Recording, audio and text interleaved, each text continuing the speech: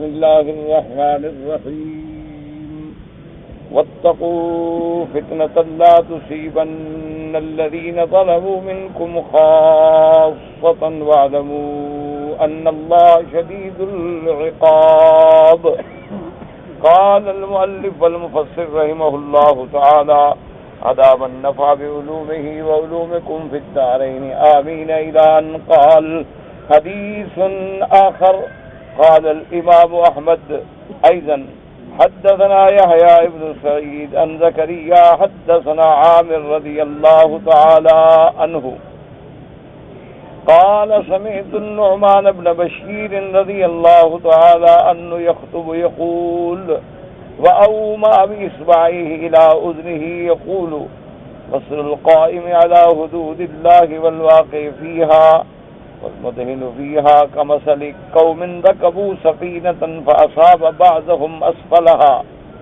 وأوعرها وشرها وأصاب بعضهم أعلاها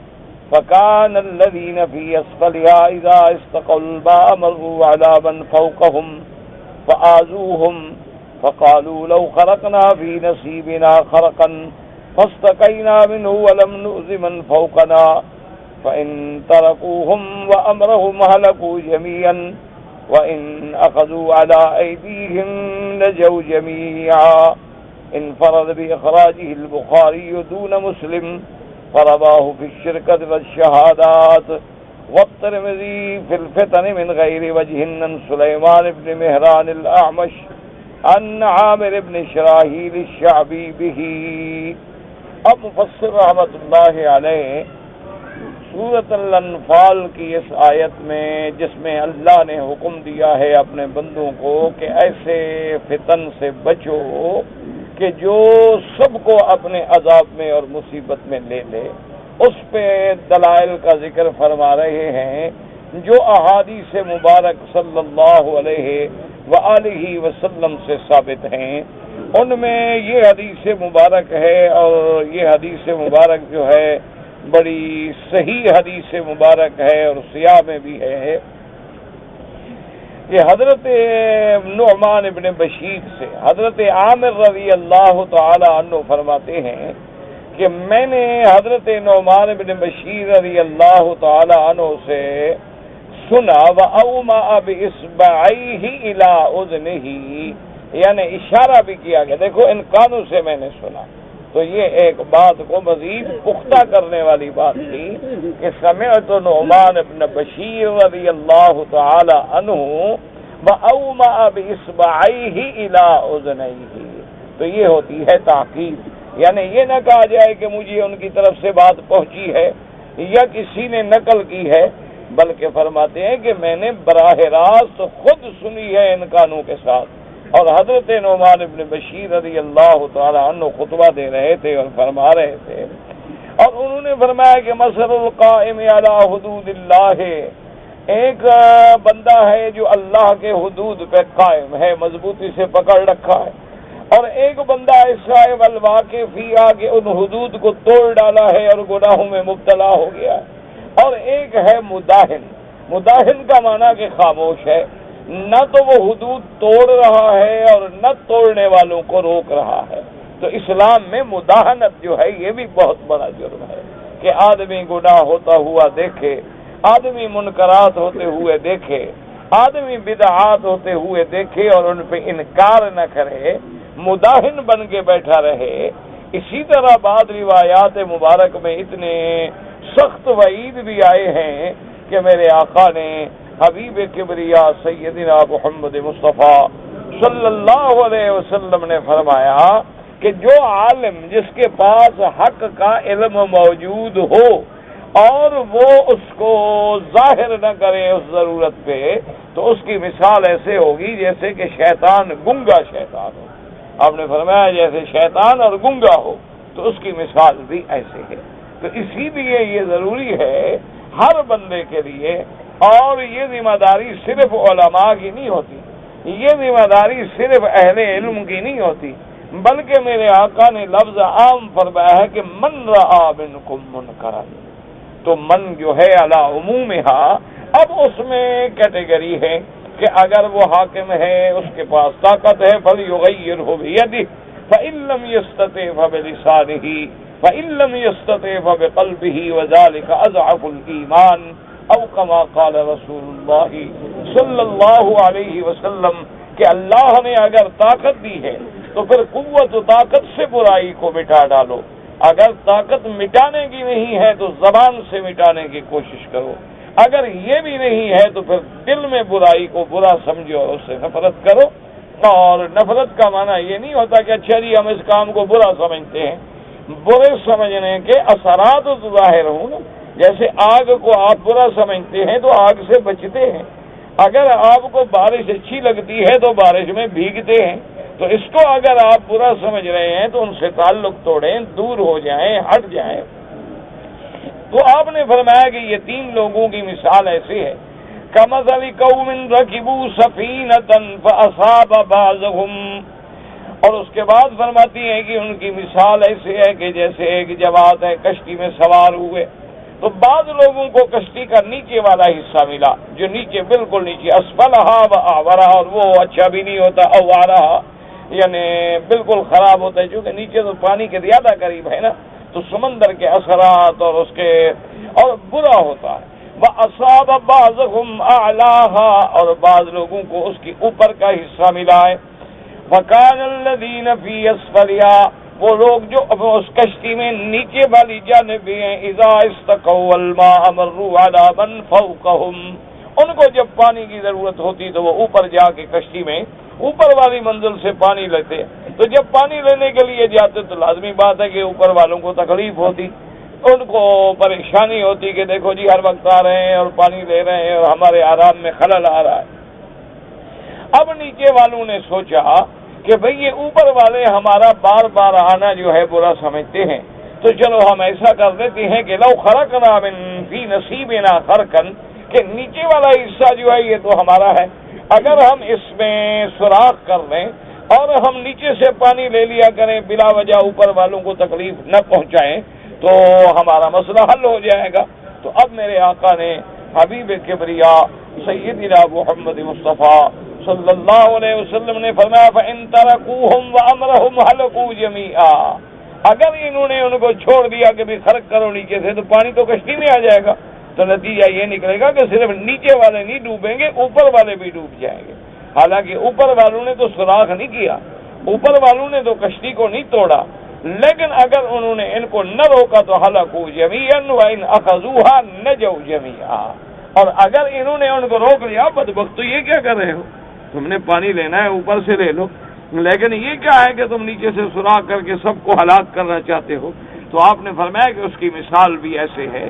جیسے ایک گھر ہے، دنیا ہے، زمین ہے، یہ بھی اس کی ایک کشتی ہے، اور اس میں بھی وہی ہماری کیفیات ہے کہ اگر ہم نے گناہ والوں کو، منکرات والوں کو نہ روکا تو جب ان پہ عذاب آئے گا تو عذاب یعمہم جمیعا، سب کو شامل ہو جائے گا، سب کے سب پھر اس عذاب میں ہلاک ہو جائے۔ اب دیکھو نا جب بارشیں بند ہوتی ہیں گناہوں کی وجہ سے تو اب قحط سالی کا عذاب جو ہے وہ سب پہ آئے گا، نماز پڑھنے والوں پہ بھی آئے گا اور بے نمازوں پہ بھی آئے گا۔ اسی طریقے سے اللہ تبارک و تعالی رحم فرمائے، زلزلے آتے ہیں، آپ نے دیکھا ہے کہ جب زلائل آئے ہیں تو اس میں نماز پڑھنے والوں کے گھر بھی برباد ہو گئے اور بے نمازوں کے گھر بھی برباد ہو گئے، بلکہ اللہ کی مسجدیں بھی گر گئیں، بعض اللہ کی مسجدیں بھی شہید ہو گئیں، اور ایسی ایسی مساجد جن میں عبادتیں ہو رہی تھی وہ بھی شہید ہو گئی، کیونکہ جب اللہ کا عذاب آتا ہے تو پھر جب وہ آگ جلتی ہے تو پھر گیلی لکڑی بھی ساتھ جل جاتی ہے، پھر اگر کوئی نیک ہوتا ہے تو وہ بھی جل جاتا۔ ہاں البتہ اس بات کو یاد رکھیں کہ اگر منکر کو روکنے والے ہوں تو اللہ کا عذاب عامہ نہیں آئے گا، اور اگر آئے گا مثلا تو اگر سب کو بھی اپنی لپیٹ میں لے لے تو پھر قیامت والے دن سب اپنے عمل پہ کھڑے ہوں گے کہ ہر آدمی جو ہے وہ اپنے اپنے اعمال کے مطابق اللہ تبارک و تعالیٰ کی دربار میں ہو، کیونکہ روکنے والے بھی بعض اوقات ہلاک ہو جاتے ہیں۔ اللہ تبارک و تعالیٰ رحمت فرمائے، آپ نے دیکھا ہے کہ جب بیماریاں پھیلتی ہیں، جب وبائیں پھیلتی ہیں تو اس میں سب پکڑ میں آ جاتے ہیں۔ آج کل آپ نے دیکھا ہے کہ جانوروں میں بیماریوں کی وبا آ گئی، یعنی جانور ہیں ان میں وبا آ گئی ہے، اور یہ نہیں کہ 1-2 ہزار نہیں، لاکھوں کی تعداد میں جانور جو ہیں وہ ذبح کر کے ان کو پھینکا جا رہا ہے، یعنی وہ کسی کام کے بھی نہیں رہے، نہ کھانے کے رہے، نہ دودھ کے قابل رہے، نہ ان کے چمڑا کسی کام کا رہا۔ اللہ، یہ بھی اللہ تبارک و تعالیٰ کے ایک عذاب کی کیفیات ہے، کیونکہ جتنا مال اللہ نے پیدا کیا ہے یہ بھی تو ہمارے لیے پیدا کیا ہے نا، الخیل والبغال والحمیر لترکبوها وزینہ ویخلق ما لا تعلمون۔ اللہ نے یہ جو ہمارے لیے جانور پیدا کیے ہیں، اور اللہ نے فرمایا کہ لکم فیہا منافع ومشارب، اللہ نے تمہارے لیے ان میں منافع رکھے ہیں۔ بعض جانور ایسے ہیں جو تمہاری بار برداری کے لیے ہیں، بعض جانور ایسے ہیں جو تمہارے دودھ پینے کے لیے ہیں، بعض جانور ایسے ہیں جو تمہاری زمینوں میں کھیتی باڑی کرنے کے لیے ہیں، بعض جانور ایسے ہیں کہ جن کی اون سے وبر سے فائدہ اٹھاتے ہو، بعض جانور ایسے ہیں کہ جن کی کھال سے تم فائدہ اٹھاتے ہو، لیکن جب اللہ یہ بھی چھین لے تو یہ بھی اللہ کے ایک عذاب کی کیفیت ہے کہ اللہ تبارک و تعالی اپنے عذاب سے محفوظ رکھے۔ اسی لیے ایک روایت ہے کتب سابقہ میں، روایات اسرائیلیہ میں ہے، الذی لا نصدق ولا نکذب، کیونکہ روایات اسرائیلیہ جتنی ہوتی ہیں نہ تو ہم ان کی تصدیق کر سکتے ہیں اور نہ ہم ان کو جھٹلا سکتے ہیں۔ اگر روایات اسرائیلیہ وافقت تنزیل و سنت، اگر وہ اللہ کے قرآن اور سنت مصطفیٰ صلی اللہ علیہ وسلم کے مطابق ہے اخذناہ وان خالف ترکناہ، اگر اللہ کے قرآن اور سنت کے مخالف ہے تو ہم اس کو پھینک دیں گے، ہم اس کی روایت پہ اعتبار نہیں کریں گے۔ اور اگر ایسی روایت ہے کہ جس میں کوئی اختلاف نہیں ہے بلکہ افادہ و استفادہ کے لیے ہے تو علماء اس کو اپنی کتابوں میں نقل فرما دیتے ہیں۔ تو اسی لیے آتا ہے کہ حضرت سلیمان علیہ السلام، جن کو اللہ تبارک و تعالی نے جنات کا، اللہ نے پرندوں کا، اللہ نے حشرات کی بولیوں کا علم عطا فرمایا تھا، کتنا بڑا علم ہے کہ پرندہ بول رہا ہے اور سلیمان علیہ السلام سمجھ رہے ہیں، اگر کوئی طیر اپنی زبان میں بات کر رہا ہے تو سلیمان علیہ السلام سمجھ رہے ہیں۔ اللہ نے بڑے علوم عطا فرمائے، وَلَقَدْ آتَيْنَا دَاؤُودَ وَسُلَيْمَانَ عِلْمًا، اللہ نے خود قرآن میں فرمایا۔ تو ایک دفعہ حضرت سلیمان علیہ السلام نے دیکھا کہ ایک چیونٹی جو ہے تو وہ ایسے پڑی ہوئی ہے اور بیچاری نے اپنی وہ باریک باریک ٹانگیں جو ہے اٹھائی ہوئی ہیں اور اللہ کے دربار میں رو رو کے فریاد کر رہی ہے کہ اللہم لا تہلکنا بذنوب عبادک، کہ یا اللہ ہمیں اپنے بندوں کے گناہوں کی وجہ سے تو برباد نہ کر، گناہ تیرے بندے کرتے ہیں اور برباد ہم ہو رہے ہیں کہ پانی بند ہو گیا، بارشیں ختم ہو گئیں، سبزہ ختم ہو گیا تو ہم کہاں سے کھائیں گے؟ تو ہم نے تو کوئی گناہ نہیں کیا، گناہ تو تیرے بندے کرتے ہیں زمین پہ اور ان کی وجہ سے ہم پر ہلاکت و بربادی آ رہی ہے۔ تو اللہ تبارک و تعالی نے اس کی دعا کو بھی سن لیا۔ اسی لیے اللہ تبارک و تعالی کے نبی سیدنا محمد رسول اللہ صلی اللہ علیہ وسلم نے فرمایا کہ اگر دنیا میں یہ جانور اور یہ چوپائے اور یہ پرندے اور یہ حشرات اور یہ ضعیف کمزور لوگ نہ ہوتے تو تمہیں تو رزق کا دانہ بھی نہ ملتا، کیونکہ ان کی وجہ سے اللہ رحمت فرما دیتے ہیں۔ اللہ تبارک و تعالیٰ ان کو جو رزق دینا ہے تو پھر ہمیں بھی مل جاتا ہے۔ اللہ تبارک و تعالیٰ ان کے لیے اسباب پیدا فرماتے ہیں تو ہم بھی فائدہ اٹھا لیں۔ تو اس لیے حکم ہے کہ اگر منکر کو دیکھا جائے تو منکر کو روکے اور اس سے بچیں، ورنہ سب کی ہلاکت کا باعث ہو جائے گا۔ انفرد باخراجہ البخاری دون مسلم، اس کو اس حدیث مبارک کو امام بخاری رحمۃ اللہ علیہ نے اپنی کتاب میں ذکر فرمایا، امام مسلم نے ذکر نہیں فرمایا۔ بعض نے اس کو شہادات میں اور امام ترمذی نے اس کو فتن میں ذکر فرمایا ہے۔ حدیث آخر قال الامام احمد حدثنا حسین قال حدثنا خلف بن خلیفۃ عن لیث بن القمۃ بن مرثد عن المعرور بن سوید عن ام سلمۃ زوج النبی صلی اللہ علیہ وسلم قالت سمعت رسول اللہ صلی اللہ علیہ وسلم يقول اذا ظهرت المعاصی في امتی امهم الله بعذاب من عنده فقلت يا رسول الله اما فيهم اناس صالحون قال بلى قالت فكيف يصنع اولئك قال يصيبهم ما اصاب الناس ثم يسيرون الى مغفرة من الله ورضوان۔ اب مفسر رحمت اللہ علیہ فرماتے ہیں کہ اس حدیث مبارک کو مسند امام احمد رحمت اللہ علیہ نے منذر ابن جریر سے یعنی جریر نے روایت کی ہے کہ قال رسول اللہ صلی اللہ علیہ حدیث معرور ابن سوید نے ان ام سلمہ زوج النبی صلی اللہ علیہ وسلم، یہ حدیث مبارک جو ہے بی بی ام سلمہ روایت فرما رہی ہیں، جو حضور کی بی بی ہیں، امہات المؤمنین میں ہیں۔ بی بی ام سلمہ بڑے شان والی بی بی ہیں، حضور صلی اللہ علیہ وسلم کے بیویوں کے جو دو جماعتیں آپس میں تھی تو ایک جماعت کی سربراہ جو ہیں وہ بی بی ام سلمہ ہیں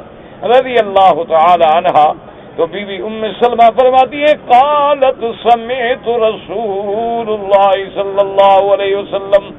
اب بی بی ام سلمہ فرماتی ہیں کہ میں نے خود حضور سے سنا، اذا ظہرت المعاصی فی امتی امہم اللہ بعذاب من عنده، حضور نے فرمایا جب میری امت میں گناہ عام ہو جائیں گے تو اللہ کا عام عذاب نازل ہو جائے گا، اللہ تبارک و تعالی معاف فرمائے۔ آج آپ یعنی ٹھنڈے دل سے بالکل غور کریں، جتنے اسلامی ملک ہیں الا قلیل من عبادی الشکور، اور دیکھیں کہ آج کل معاصی کا کیا حال ہے۔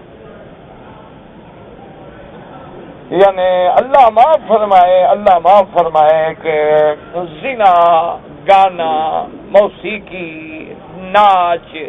عریانی، فحاشی، بے حیائی، یہ تو فیشن بن گیا ہے، یعنی آرٹ ہے، یہ تو گناہ ہی نہیں ہے، نعوذ باللہ، یعنی نعوذ باللہ ثم نعوذ باللہ۔ اللہ تبارک و تعالی رحمت فرمائے کہ آپ جو ہے اپنے معاشرے پہ نظر ڈالیں، اور بڑے بڑے شہروں میں، قصبوں میں، اور جناب اب تو یہ وبا اور عذاب جو ہے ٹیلی ویژن سے اور ڈش سے اور وی سی آر سے اور ان الیکٹرانک میڈیا کی وجہ سے اب تو یہ گھر گھر میں، دیہاتوں میں، جنگلوں میں، دریاؤں کے کناروں پہ بھی عذاب پہنچ گیا۔ ظہر الفساد فی البر والبحر بما کسبت ایدی الناس، یعنی نعوذ باللہ ثم نعوذ باللہ، زنا ایک ایسی چیز ہے، یعنی یہ تو ایک عام بات ہے نا، مسئلہ ہی کوئی نہیں۔ کالجوں میں، یونیورسٹیوں میں، سکولوں میں، ہسپتالوں میں اور ہوٹلوں میں، بڑے بڑے شہر میں، اور جتنے بڑے بڑے ہوٹل ہوتے ہیں یعنی جتنا بڑے ہوں گے اتنا معاصی و منکرات کے برکت ہوں۔ یہ کیبرے ڈانس ہیں اور یہ فلان ہیں اور یہ ہے، یعنی اس قدر نعوذ باللہ عریانی، فحاشی، شراب خوری، زنا، بے حیائی، نافرمانی، اولاد میں عقوق، اور گھروں کے اندر فتنہ و شرور اتنا عام ہو گیا ہے کہ اب تو شاید کوئی گھر ہو جو بچاؤ۔ یعنی اب ہم اس مقام پہ ہیں کہ جو کوئی بچا ہوا ہے وہ بیچارہ نشانے پہ ہے۔ یعنی آپ اندازہ فرمائیں کہ اگر آپ جا کے کسی کالج میں، یونیورسٹی میں، کسی جگہ آپ کھڑے ہو جائیں، جو لڑکی بیچاری پردہ کرنے والی ہو وہ وہاں 8 دن پردے کے ساتھ نہیں گزار سکتی، اس کی سہیلیاں پردہ پھاڑ دیں گی، لڑکے پھاڑ دیں گے، یہ کیا ہے بیکورڈ قسم کی، یہاں کیا کرنے آ گئی ہے۔ اب باقاعدہ یعنی آپ کے ملک میں ایسی این جی اوز ہیں، ایسی تنظیمیں ہیں جنہوں نے یہ ذمہ داری رکھی ہوئی ہے اپنی کہ نعوذ باللہ اگر کوئی لڑکی حاملہ ہو جائے زنا سے تو اس کو سپورٹ کرتی ہیں، حفاظت کرتی ہیں، اس کا حمل گراتی ہیں، اس کو تحفظ دیتی ہیں۔ اسی طرح آپ کے ہاں حقوق انسانی کے نام پہ اور حقوق نسواں کے نام پہ ایسی تنظیمیں ہیں، اور اس میں بڑی بڑی وکلاء ہیں عورتیں جو عورتوں کے اس قسم کے مقدمات لڑ کے پوری دنیا میں عورت کی آزادی کی علمبردار ہیں کہ وہ آزاد ہے، گھر سے باہر جائے، دوست کے جائے۔ آپ کون ہیں پابندی لگانے والے؟ جب برائی کا یہ عالم ہو جائے، جب بے حیائی کا یہ عالم ہو جائے کہ مجھے ایک بہت بڑے ذمہ دار آدمی نے، یعنی ماشاءاللہ جو بہت ہی معزز آدمی ہے اور سمجھدار آدمی ہے، اور اس نے کہا کہ فلاں ایک، اس نے یعنی اپنے سے بھی ایک اور بڑے آدمی کا ذکر کیا کہ اس کا باپ فوت ہو گیا،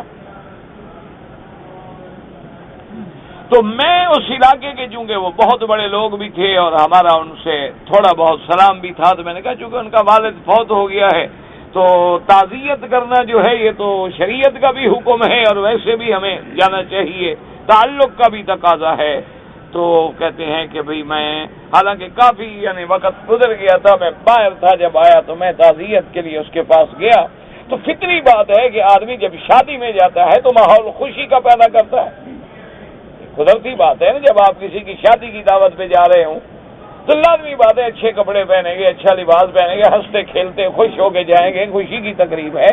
اور اگر آپ کسی کی موت پہ جا رہے ہیں تو وہاں لازمی بات ہے چاہے آپ کا رونا نہ بھی آ رہا ہو تو شکل تو آپ بنائیں گے اداس، بھئی اس کو احساس تو نہ ہو کہ اچھا ہماری موت پہ آیا اور ہنس رہا ہے اور کہہ کے لگا رہے یار یہ اچھی تعزیت کرنے آئے۔ تو اس نے کہا کہ میں بھی بڑا ذرا غمگین ہو کے گیا اور جا کے بیٹھا، اور میں نے کہا جی آپ کے والد صاحب کی وفات کی مجھے پتہ لگا اور میں باہر تھا، آج پہنچا ہوں، انا للہ و انا الیہ راجعون، تو مجھے بہت افسوس ہے، اللہ ان کے درجات بلند کرے۔ اور اس کا بیٹا ہے اور وہ بہت بڑا آدمی ہے، یعنی اب بھی وہ موجود ہے دنیا میں۔ تو اس نے کہا سنتا رہا، اور اس کے بعد ابھی کوئی جواب نہیں دیا، اور ملازم کو گھنٹی دے کے بلایا اور اس کو اشارہ کیا کہ بھئی مہمان بیٹھے ہیں تو کچھ لے آؤ۔ تو میں نے یعنی جیسے ہوتا ہے نا اخلاقی، میں نے کہا حضرت یہ کو میں کھانے پینے کے لیے تو نہیں آیا، تعزیت کے لیے آیا ہوں، آج کوئی کھانے پینے کا تو مقصد ہی کوئی۔ انہوں نے کہا نہیں آپ بیٹھے ہیں، تو تھوڑی دیر میں وہ ٹرالی لے آیا اور اس پہ شراب کی بوتلیں رکھی۔ دیکھا، میں نے کہا سر یہ، انہوں نے کہا نہیں آپ ذرا اداس بیٹھے ہیں، غمگین بیٹھے ہیں، تو میں نے کہا تھوڑا سا پی لیں تاکہ غم بھول جائیں۔ تو آپ کے مستی میں تمہارے باپ کی تعزیت کے لیے وہ شراب پلا رہا ہے، انا للہ و انا الیہ راجعون۔ اس کے علاوہ بتائیں آپ ہم کیا کہہ سکتے؟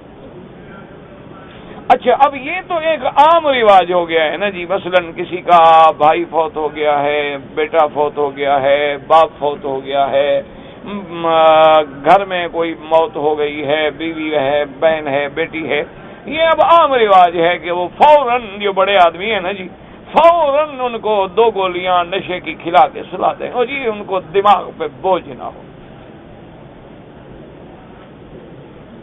اندازہ فرمائیں یعنی اتنا ہم گر گئے ہیں، اس مقام پہ ہم پہنچ گئے کہ بھی اس کے دماغ پہ یہ تھوڑا سا بوجھ کیوں ہو، اسے غم کیوں ہو، کہ فوراً انجیکشن لگا دو یا 2 گولیاں دے دو، پڑا رہے گا 24 گھنٹے، نہ نماز نہ خدا نہ رسول، تو پہلے ہی نہیں پڑتا۔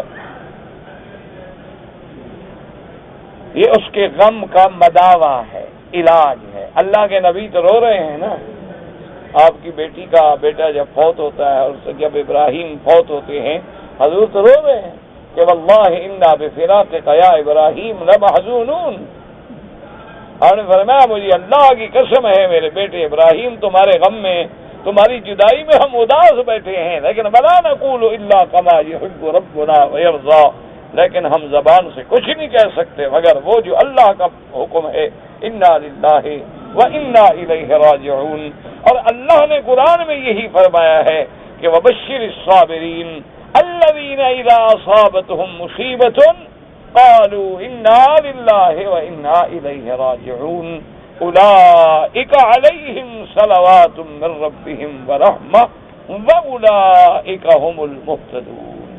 تو اللہ تبارک و تعالیٰ کے احکام اور ہماری تہذیب، یعنی اب یہ عام آپ اخباروں میں پڑھیں گے کہ موسیقی اور گانا جو ہے وہ میری روح کی غذا ہے، اخباروں میں باقاعدہ بیان آئیں گے، چھپیں گے کہ میری روح کی غذا ہے موسیقی، اور میں گانا جو ہے عبادت سمجھ کے گاتا ہوں۔ ہندو بھجن بھی تو عبادت سمجھ کے گاتا ہے نا. ہندو اپنے دیوتاؤں کے سامنے جب بھجن گاتے ہیں تو وہ عبادت ہی کرتے ہیں نا. تو یہ عبادت کیوں نہ کرے گانا گا کر؟ تو یہ بھی گانا عبادت. اب تو یعنی اس قدر تہذیب نے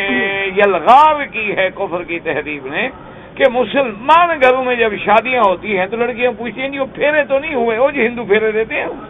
پھیرے تو نہیں ہوئی، شادی کیسے ہو گئی؟ اور باقاعدہ یہ اخباروں میں آیا ہے کہ ایک آدمی کا باپ مر گیا تو آخر وہ مسلمان ہے تو جنازہ، تکفین، تجہیز، تدفین، اور اس کے لیے جب لے گئے تو اس کا بیٹا یا پوتا جو تھا وہ بھاگ بھاگ کے آئے اور کہے کہ میں چتا کو جب آگ لگائیں گے نا وہ آگ میں لگاؤں گا.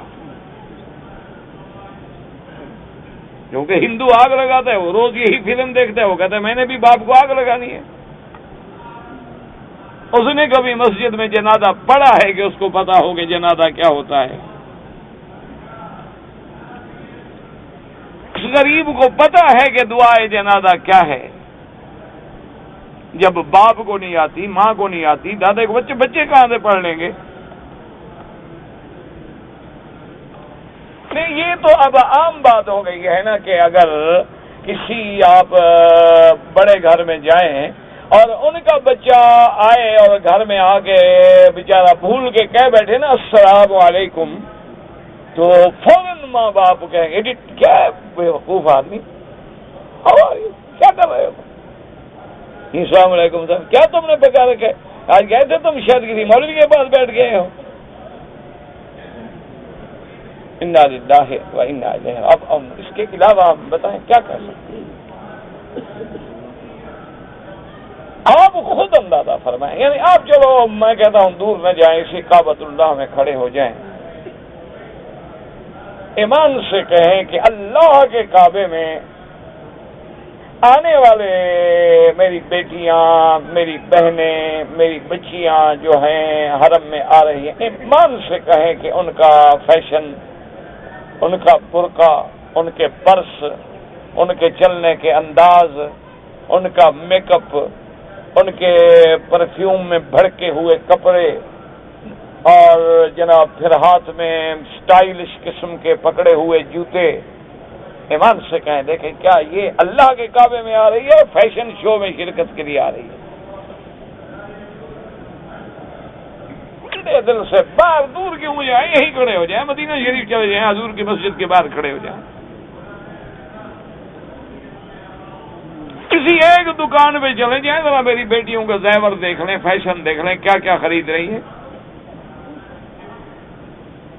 کسی ایک بڑے دکان پہ چلے جائیں، وہاں جو کپڑے لگے ہوئے ہوں گے نا، ماڈل میں بنے ہوئے بتوں پہ لگے ہوں گے، دیکھ لیں کہ کپڑے کا انداز کیا ہے. یعنی ایسا کسی دور میں طوائفیں پہنتی تھی، وہ انداز ہے شرفاء کی بچیوں کا. چلو اس میں تو کوئی دیوبندی، بریلوی، کوئی تبلیغی، کوئی اس کا مسئلہ نہیں ہے نا. ایمان سے کہیں سیدہ بی بی فاطمہ نے اسی طرح لباس پہنا تھا، بی بی عائشہ کا لباس اسی طرح. تمہیں تو بابا کوئی پارٹی نہیں نا، کہتے ہیں نا مولویوں نے پارٹیاں بنا، چھوڑو ان اولیوں کو چھوڑو، پارٹیوں کو چھوڑو. تم ہمیں ذرا مہربانی فرما کے بحیثیت ایک مسلمان آپ ان بحثوں میں خدا کے لیے نہ پڑیں کہ یہ دیوبندی ہے، یہ بریلوی ہے، یہ جناب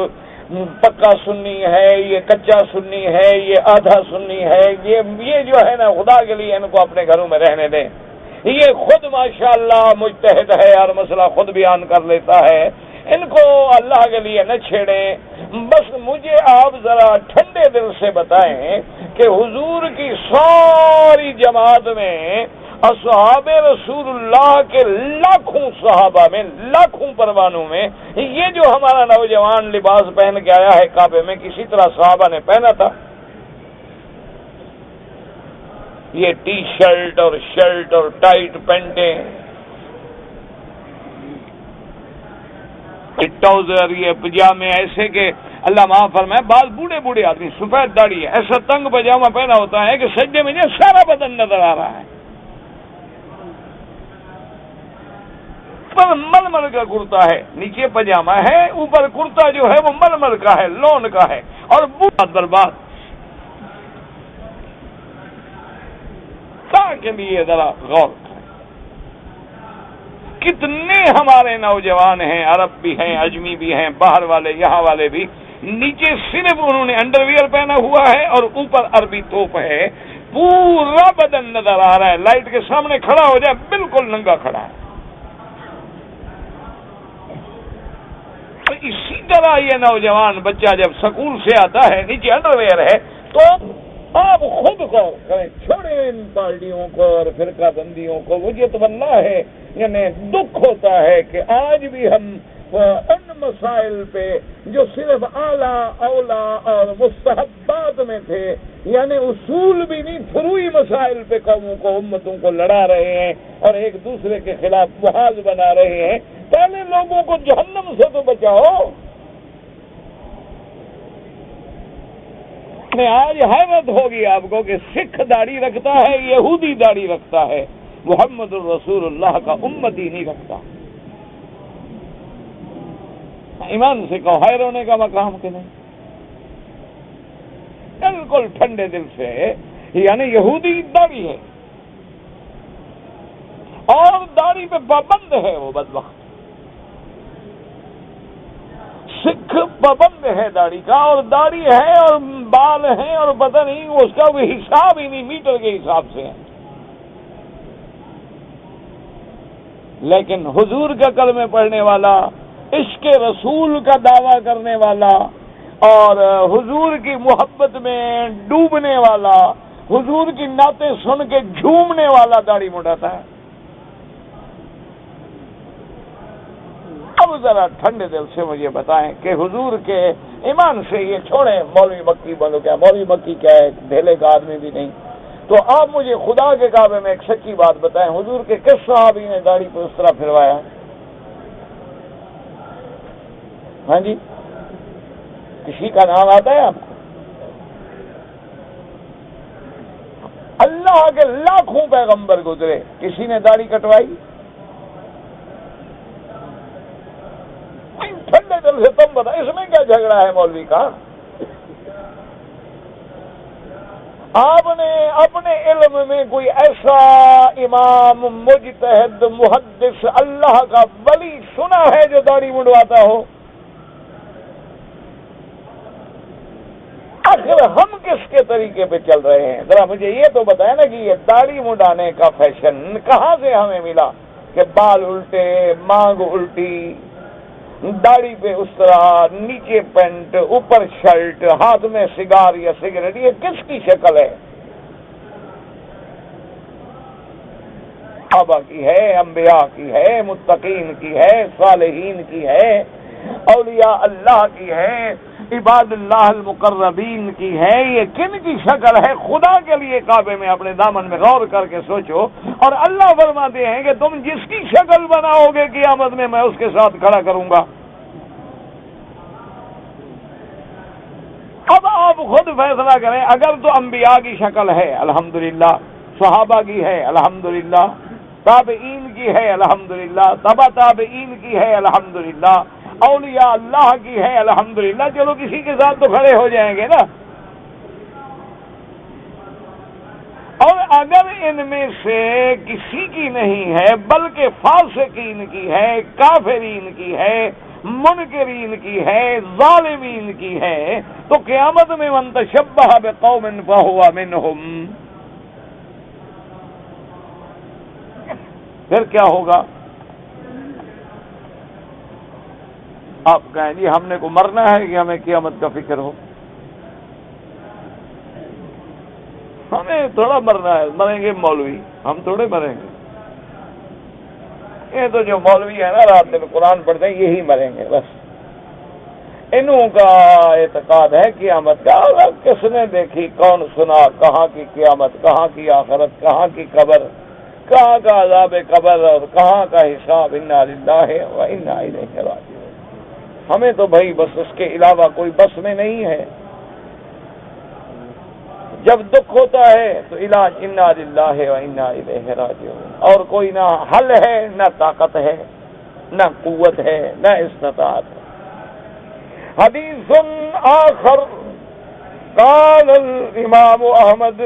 اب وہی بی بی آپ دیکھیں بی بی ام سلمہ پوچھ رہی ہیں کہ حضور نے جب فرمایا کہ اذا زارت المعاصی فی امتی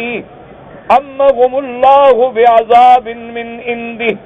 کہ جب میری امت میں گناہ ظاہر ہو جائیں گے، عام ہو جائیں گے، تو اللہ کا عذاب آ جائے گا. فقلت یا رسول اللہ صلی اللہ علیہ وسلم، بی بی فرماتی ہیں کہ میں نے عرض کیا کہ یا رسول اللہ اما فیہم اناس صالحون قال بلا. میں نے پوچھا یا رسول اللہ جب وہ عذاب آئے گا تو اس وقت ایسا حال ہو جائے گا کہ ان میں کوئی اچھے لوگ بھی نہیں ہوں گے؟ حضور نے فرمایا اچھے لوگ تو ہوں گے. تو بی بی نے کہا پھر ان کے ساتھ کیا ہوگا جب اچھے لوگ ہوں گے جو گناہ نہیں کرتے؟ حضور نے فرمایا یصیبہم ما اصاب الناس، ان اچھے لوگوں کو بھی وہ عذاب اپنی لپیٹ میں لے لے گا، لیکن قیامت والے دن ثم یسیرون الی مغفرۃ من اللہ ورضوان، لیکن قیامت والے دن اللہ کی بخشش اور اللہ کی رضا ان کو ڈھانپ لے گی، لیکن اس وقت وہ بھی چلے جائیں. حدیث آخر قال الامام احمد حدثنا حجاج بن محمد قال حدثنا شریک النبی اسحاق عن المنذر بن جریر عن ابیہ قال قال رسول اللہ صلی اللہ علیہ وسلم ما من قوم یعملون بالمعاصی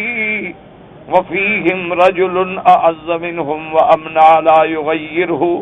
الا امہم اللہ بعقاب او اصابہم العقاب. حضرت منذر ابن جریر اپنے ابا جریر سے روایت کرتے ہیں، وہ فرماتے ہیں کہ حضور پاک نے فرمایا صلی اللہ علیہ وسلم ما من قوم، کوئی قوم، کوئی جماعت، یعملون بالمعاصی، جو گناہوں میں ڈوبے ہوئے ہیں، گناہ کرتے، وفیہم رجل، ان میں ایک ایسا بندہ بھی موجود ہے جو ان سے عزت والا ہے، قوت والا، طاقت والا، امنا روکنے کی طاقت رکھنے والا، لیکن وہ ان کو گناہوں سے نہیں روکتا ہے. اللہ نے فرمایا، حضور نے فرمایا الا امہم اللہ بعقاب، اللہ پھر سب کو اپنے عذاب کے اندر پکڑ لیں گے. وقال الامام احمد ایضا حدثنا محمد بن جعفر قال حدثنا شعبۃ سمعت ابا اسحاق يحدث عن عبد الله بن جرير عن أبيه أن رسول الله صلى الله عليه وسلم قال ما من قوم يعمل فيهم بالمعاصي هم أعز وأكثر ممن يعملون ثم لم يغيروه إلا أمهم الله بعقاب. اب امام احمد رحمۃ اللہ علیہ نے دوسری روایت فرمائی ہے کہ حضور پاک نے فرمایا کہ کوئی قوم جب گناہوں میں مبتلا ہو، لیکن اس قوم میں کچھ ایسے لوگ بھی ہیں جو ان گناہوں کو روک سکتے ہیں، روکنے کی طاقت رکھتے ہیں، لیکن ثم لم یغیروہ، پھر ان کو نہیں تبدیل کرتے، نہیں منع کرتے، الا امہم اللہ بعقاب، پھر اللہ کا عذاب عامہ جو ہے سب کو اپنی لپیٹ میں لے لیتا ہے. ثم رواه ايضا عن وكيع بن اسرائيل وعن عبد الرزاق عن معمر وعن اسود عن شريك ويونس كلهم عن النبي اسحاق السبيعي واخرجه ابن ماجه عن علي بن محمد عن وكيع به. وقال الامام احمد رحمه الله تعالى حدثنا سفيان قال حدثنا جامع ابن ابي راشد عن منذر عن الحسن بن محمد عن امراته عن عائشة رضي الله تعالى عنها تبلغ به النبي صلى الله عليه وسلم إذا ظهر السوء في الأرض أنزل الله بأهل الأرض بأسه وقلت وفيهم أهل طاعة الله قال نعم ثم يسيرون إلى رحمة الله. اس حدیث مبارک میں آیا ہے کہ بی بی عائشہ صدیقہ بنت صدیق رضی اللہ تعالی عنہا فرماتی ہیں، اور وہ یہ بات حضور سے پہنچاتی ہیں، یعنی اپنی طرف سے نہیں کہہ رہی بلکہ وہ حضور کا فرمان نقل کر رہی ہیں کہ حضور پاک نے فرمایا اذا ظہر السوء فی الارض، جب زمین میں برائی پھیل جائے، اللہ معاف کرے، انزل اللہ بأہل الارض باسہ، اللہ پھر زمین والوں پہ اپنی پکڑ، اپنا عذاب جو ہے وہ اتار دیتے ہیں. بی بی عائشہ نے فرمایا فقلت وفیہم اہل الطاعۃ، یا رسول اللہ اس بستی میں اللہ کی اطاعت کرنے والے بندے ہوں گے؟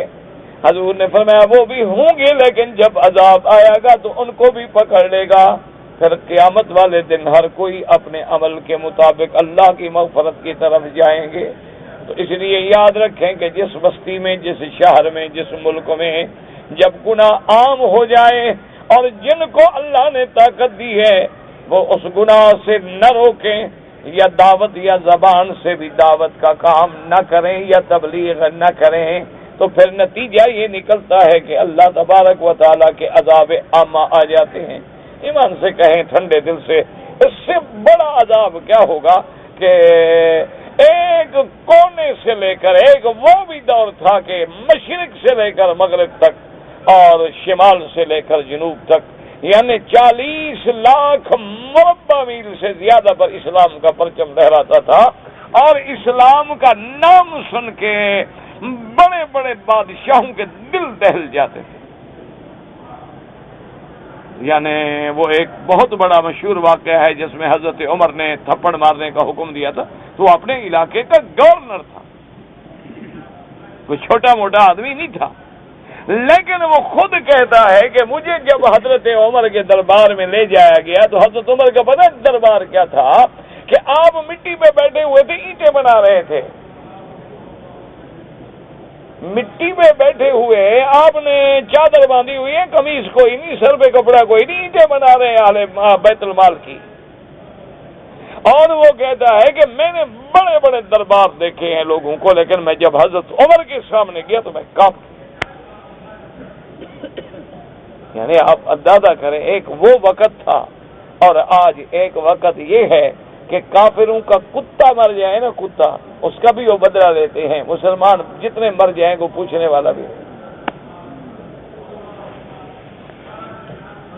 اللہ تبارک و تعالی معاف فرمائے نے کافروں کا کوئی کتا مر جائے نا جی، کتا، بلی، اور اگر مثلا ان کی روڈ پہ کوئی کتا آ گیا یا کتا لہا سال تک ملکوں سے انتقام لیتے ہیں، اور ہمارے کشمیر میں گن لیں، فلسطین میں گن لیں، شیشان میں گن لیں، اراکان میں، بنگلہ دیش میں، برما میں، روزانہ جو ہے مسلمان ایسے طلب ہے. یعنی میں نے آج جو ایک اخبار تھا، ڈھاکہ کا ایک اخبار تھا، یقین کریں میں نے پورا زور لگایا، میں نہیں دیکھ سکا.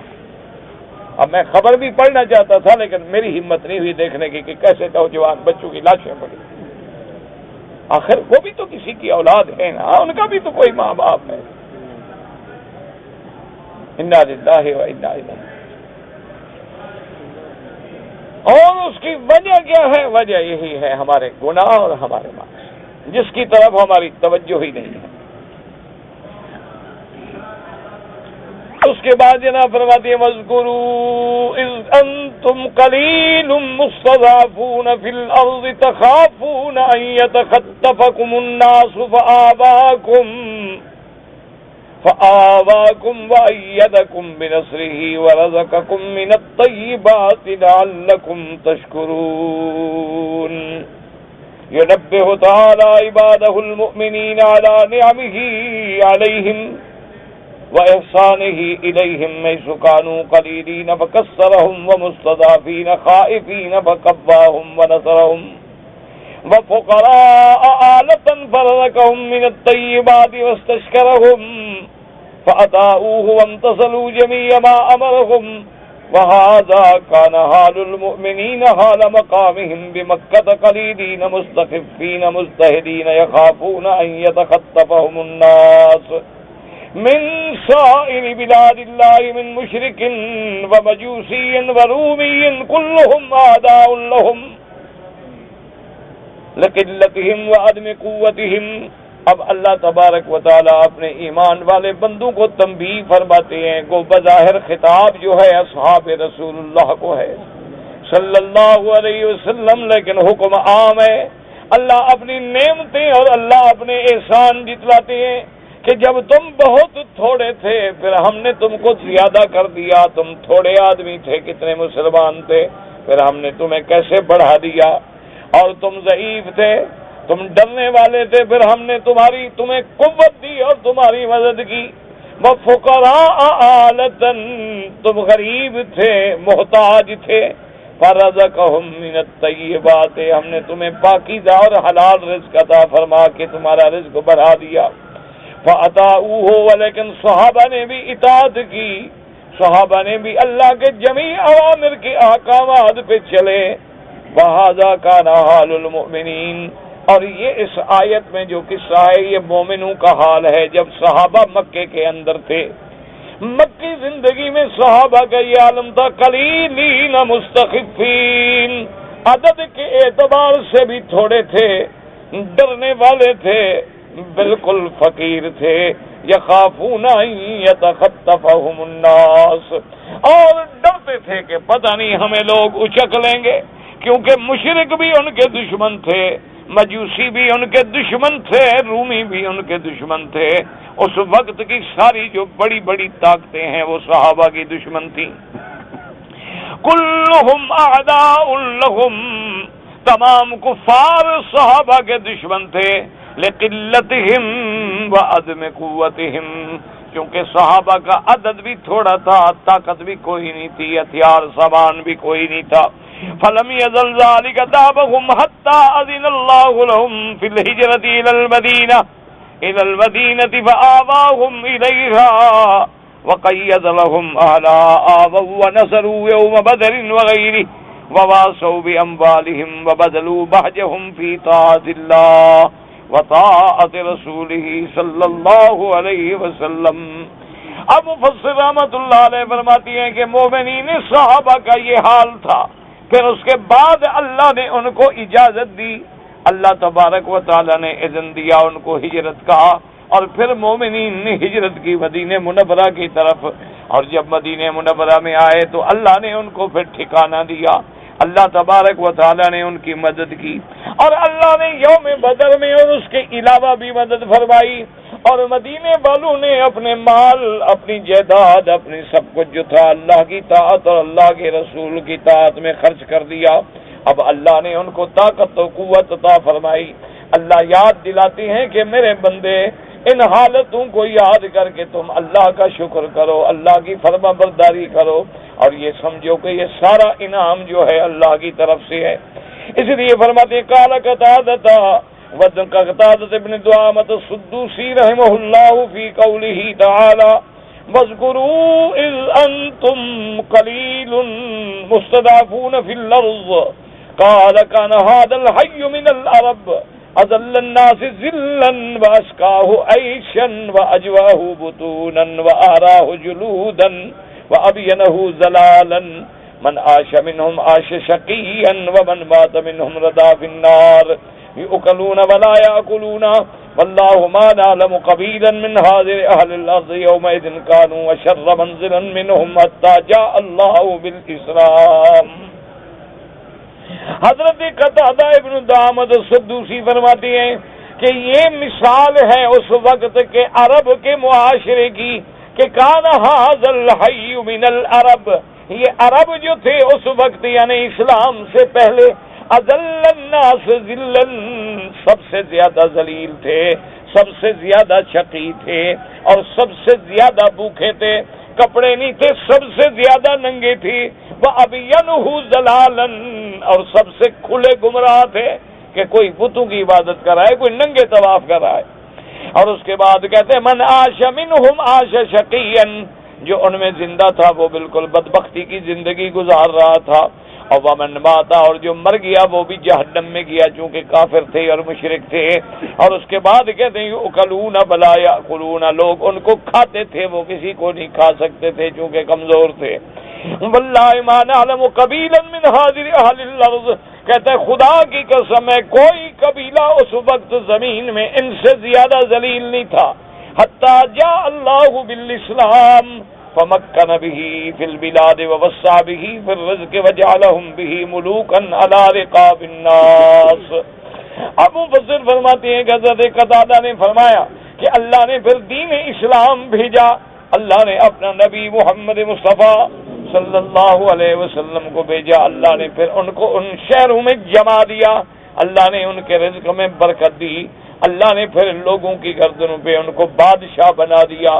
وَبِالْإِسْلَامِ آتَ اللَّهُ مَا رَأَيْتُمْ، اللہ پاک مفسر فرماتی ہیں کہ یہ جو کچھ تمہیں ملا ہے اسلام کی برکت سے ملا ہے، فَاشْكُرُوا اللَّهَ عَلَى نِعَمِهِ فَإِنَّ رَبَّكُمْ مُنِعِمٌ يُحِبُّ الشُّكْرَ وَأَهْلُ الشُّكْرِ فِي مَزِيدٍ مِّنَ اللَّهِ، تم اللہ کی نعمتوں کا شکر کیا کرو، تمہارا رب انعام کرنے والے ہیں، تمہارا رب شکر کو پسند کرنے والے ہیں، اور جو اللہ کا شکر کرتا ہے اللہ اور زیادہ نعمتیں دیتی ہیں۔ لَإِن شَكَرْتُمْ لَأَزِيدَنَّكُمْ وَلَئِن كَفَرْتُمْ إِنَّ عَذَابِي لَشَدِيدٌ، اللہ فرماتے ہیں میرے بندے تم اگر میرا شکر کرو گے تو میں اور نعمتیں دوں گا۔ شکر کا معنی یہ نہیں ہوتا کہ زبان سے کہہ دو اللہ تیرا لاکھ شکر ہے، نماز نہ پڑھی اللہ تیرا لاکھ شکر ہے، یہ معنی نہیں ہوتا شکر کا، یہ معنی نہیں ہوتا شکر کا کہ آدمی جا کے سالون پہ بیٹھے داڑھی منڈائے اور اس کے بعد کہ اللہ تیرا شکر ہے ماشاء اللہ شکل اچھی بن گئی ہے، پہلے اسلام کی تھی اب کافروں سے مل گئی ہے، تو یہ شکر نہیں ہے، تو نافرمانی ہے۔ شکر کا معنی ہے اللہ کے حکم پہ چلنا، اللہ کے رسول کی فرما برداری کرنا۔ اللہ نے آنکھیں دی ہیں تو اللہ کے حکم پہ چلیں، اللہ نے ہاتھ دیے ہیں تو اللہ کے حکم کے مطابق حلال کو پکڑے، حرام سے بچیں، اللہ نے قدم دیے ہیں تو نیکی کی طرف چلیں اور گناہوں سے بچیں، یہ ہوتا ہے شکر۔ یہ تو پھر ایک آخری ہے کہ زبان سے بھی بندہ شکر کر دے کہ الحمدللہ، اصل شکر جو ہے وہ اللہ کی اطاعت و فرما برداری کا نام ہے۔ اللہ آپ کو بھی ہمیں بھی نصیب فرمائے۔ مہمات پتہ نہیں کیا ہے، مہمات کیا ہوتا ہے؟ مہمات تمہارا لکھا مہمات بہت بڑی بڑی چیزیں، مہمات بڑے کام، مہم جیسے آپ کہتے ہیں نا آج تو یہ بڑا مہم کام ہے، اہم کام ہے۔ ایک آدمی کہتے ہیں کہ ہم چاہیں گے تو اللہ دے گا، نہیں چاہیں گے تو ہمارا چاہنا کیا ہے؟ وما تشاءون الا ان یشاء اللہ، ہم بھی تو وہی چاہ سکتے ہیں جو اللہ چاہے گا، لیکن اللہ نے ہمیں حکم دیا ہے، یہ نہیں فرمایا کہ صوفی بن کے بیٹھ جاؤ اللہ کرنے کے لیے اور کہو کہ بس اللہ دے گا۔ اللہ نے فرمایا نہیں، اسباب کو بھی اختیار کرو کہ اسباب کو میں نے پیدا کیا ہے، لیکن اسباب کو اختیار کرنے کے بعد توکل اللہ پہ کرو۔ اس کی مثال جیسے بزرگوں نے دی ہے کہ کہیں جاؤ اپنا اونٹ جو ہے اس کی ٹانگ بھی باندھ دو، رسی بھی باندھو، توکل اللہ پہ کرو، یہ نہیں کہ اس کو چھوڑ دو وہ چلا جائے گا، جی میں نے تو اللہ پہ بھروسہ کیا تھا، اللہ چاہیں گے تو ڈھونڈ کے مجھے دلا دیں گے۔ احرام کی حالت میں نے ایک جھینگر اور ایک مچھر مار دیا، کوئی حرج نہیں حضرت، کوئی ایسی بات نہیں۔ اگر میں نے عمرہ کیا ہے لیکن طواف میں رمل بھول گیا، کوئی حرج نہیں، کوئی جرمانہ نہیں، لیکن رمل اور اضطباع طواف عمرے کا ہو تو پہلے 3 چکروں میں سنت ہے، نہیں کیا ثواب نہیں ملا، لیکن جرمانہ کوئی نہیں۔ اگر جنازہ آتا ہے ہمیں پتہ ہی نہیں لگتا کہ لڑکا ہے یا لڑکی ہے، کوئی حرج نہیں، تو آپ کی نیت ہے کہ یہ جو جنازہ ہے وہی پڑھ رہے ہیں، لہذا وہ لڑکے کا ہو، لڑکی کا ہو، عورت کا ہو، مرد کا ہو، 2 کا ہو، 4 کا ہو۔ پھر اللہ کے نبی نے ہمیں جو دعا مبارک سکھلا دی ہے جنازے کی، وہ دعا اتنی عام ہے کہ اللہم اغفر لحینا ومیتنا وشاہدنا وغائبنا وصغیرنا وکبیرنا وذکرنا وانثانا، اس لیے وہ دعا سب کو لگ جاتی ہے، آپ کوئی فکر نہ کریں انشاءاللہ العزیز۔ ظہر کی نماز مطاف میں پڑھنا جائز ہے؟ ہاں بالکل جائز ہے، لیکن جس طرف امام کھڑا ہو اس طرف میں آپ آگے نہ آئیں، کیونکہ کعبۃ اللہ کی 4 طرف ہے۔ اب اگر امام اس طرف میں ہے تو اس طرف میں آپ آگے جا سکتے ہیں، ادھر بھی جا سکتے ہیں، لیکن جس طرف امام کھڑے ہیں اس طرف میں جو امام کے آگے آئے گا نماز نہیں ہوگی۔ آج کل تو ماشاءاللہ جی عجیب ہوتا ہے، آپ دیکھیں نا جی، ابھی آپ عشاء کے بعد دیکھ لینا جنازہ ہو رہا ہے، امام سے آگے لوگ کھڑے ہیں، اللہ اکبر۔ وہ خدا کے بندے، خدا کا خوف کرو۔ امام مقام ابراہیم میں جنازہ پڑھا رہے، وہ جہاں یعنی جا رہا ہے نا، جنازہ ہوا، امام نے کہا وہی کھڑا ہو گیا، وہ یہ تو دیکھو تم امام کے آگے کھڑے ہو یا پیچھے کھڑے ہو، سبقت کر رہے ہو امام پہ، اللہ کے بندے۔ اچھا، اور بعض لوگ اچھے خاصے سمجھدار میں نے دیکھا ہے کہ امام جنازہ پڑھا ہے وہ حتیم میں کھڑے۔ بھئی حتیم داخل کعبہ ہے، امام کعبے کے باہر کھڑا ہے، تم اندر کھڑے ہو، اس کی اقتدا کیسے کر رہے ہو؟ اسی لیے آپ نے دیکھا ہے نا کہ جب نماز ہوتی ہے تو حتیم سے نکال دیا جاتا ہے بندوں کو۔ کیوں نکال دیا جاتا ہے؟ کہ حتیم جو ہے وہ کعبے کے اندر کا حصہ ہے اور امام جو ہے وہ کعبے کے باہر کھڑا ہے، تو اگر اب مقتدی کعبے کے اندر کھڑے ہوں اور امام باہر کھڑا ہو تو نماز کیسے ہوگی؟ اسی لیے حتیم سے نکال دیا جاتا ہے، اس کو بند کر کے بیچارے کھڑے رہتے ہیں، لکڑی رکھتے ہیں، پولیس والے کھڑے ہوتے ہیں، لیکن جب وہ کھولتے ہیں یہ اندر چلے گئے اور جنازہ کھڑا ہو گئے وہی کھڑے ہو گئے، اللہ اکبر، انا للہ و انا۔ یعنی کوئی آدمی تھوڑی سی ایک قدم اٹھا کے چلنے کی تکلیف کرنے کے لیے گوارا نہیں کرتا۔ جی عمرہ کرنے کے بعد مروہ پہ بال کاٹنا سنت یہی ہے کہ جب آدمی عمرہ کرنے کے بعد صفا مروہ پہ، چونکہ شروع صفا پہ کریں گے ختم مروہ پہ کریں گے، تو جب آپ نے 7 چکر پورے کر لیے تو وہیں جا کے اپنے بال کٹائیں۔ باقی یہ جو 2-3 ٹک لگوا دیتے ہیں اس سے ایک بکری دم پڑ جاتی ہے اور آدمی احرام سے بھی نہیں نکلتا۔ عمرہ کریں تو سر پہ پورا اس طرح پھروائیں، یا اگر اللہ نے بال بڑے دیے ہیں تو پھر 4تھا حصہ بال کا سارے سر سے کاٹا جائے، یہ نہیں کہ ادھر ٹک لگا لو ادھر ٹک لگا دو۔ کوئی حکیم نے تو نہیں لکھا ہے آپ کو نسخے میں عمرہ کرنا، نہ کرو عمرہ کو، اللہ کا گھر آپ کے لیے اداس ہے۔ اگر کرنا ہے تو پھر سنت کے مطابق کرو، کوئی مذاق ہے عمرہ کہ جب چاہا تو چادریں باندھی اور بھاگے اور 2 بال کٹائے اور چلے گئے، اور ساری زندگی جب تک بال نہیں کٹاؤ گے احرام سے نہیں نکلو گے، جب احرام سے نہیں نکلو گے تو میاں بیوی ملو گے تو کیا ہوگا؟ کوئی آدمی کو ضروری تو نہیں نا، عمرہ ایک نفلی عبادت ہے، نہ کرو، اور اگر اللہ نے توفیق دی ہے کرنے کی پھر سنت رسول اللہ کے مطابق۔